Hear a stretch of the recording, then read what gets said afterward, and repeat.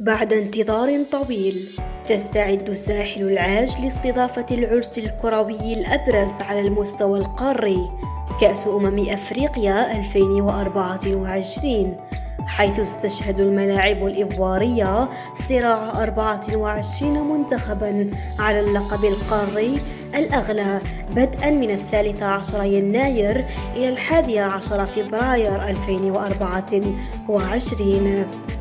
ستكون هذه البطولة هي النسخة رقم 34 في تاريخ المسابقة، والعودة الثانية لكوتيفوار لتنظيمها بعد نسخة 1984 التي شهدت خروج أصحاب الأرض من دور المجموعات.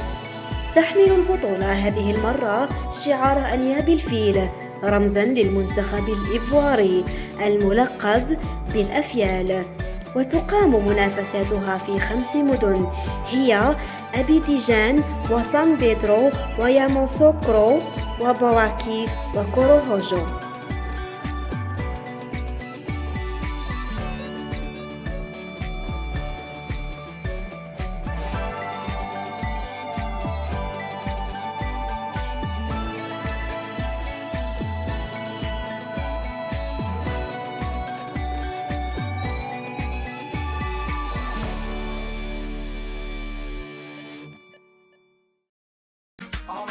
أجواء احتفالية وتوقعات مرتفعة، فتتزين المدن الإيفوارية بحلة جميلة لاستقبال ضيوفها من مختلف دول القارة، وتتفاعل الجماهير الإيفوارية مع الحدث، وتستعد المدرجات لأجواء حماسية صاخبة سترافق المنتخبات المشاركة طوال البطولة.